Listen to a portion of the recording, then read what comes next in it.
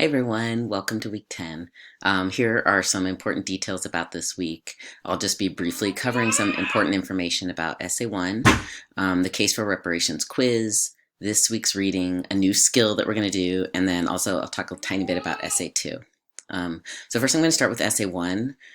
In general at DVC, this is probably a good thing to know that teachers have 2 weeks to return a major assignment.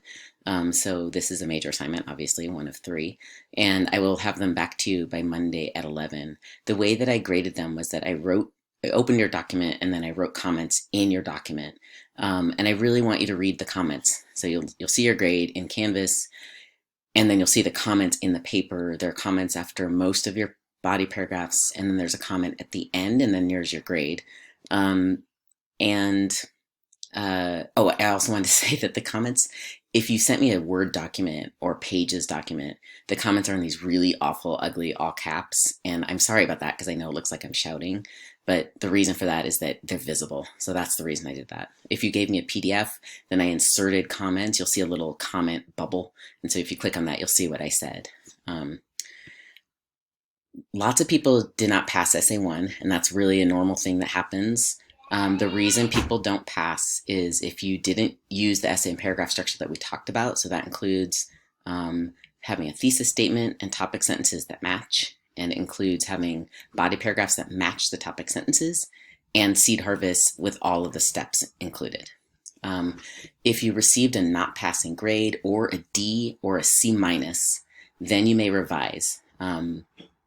But you can only revise if you talk to me first, either via Zoom or on the phone. And we can arrange a Zoom conference at your convenience, or you can come to office hours, or you can text me and we can arrange a phone call. Okay, so that's about Essay 1. You'll have them back Monday evening by 11, unless you turned your essay in late. Okay, this week there is a Case for Reparations quiz that I will show you in a moment. There are some new readings that are responses to Ta-Nehisi Coates' essay. And there is one new skill that we will be learning called concession. So there's a PowerPoint about that, and then there is a practice assignment. Here are just some due dates. The Case for Reparations quiz is due on Friday. The concession assignment is also due on Friday. The responses to Coates, I won't be collecting those annotations, but you should read and annotate that by Friday. And don't forget that the Engaging with Text and Ideas assignment is also due on November 2nd by 11 p.m.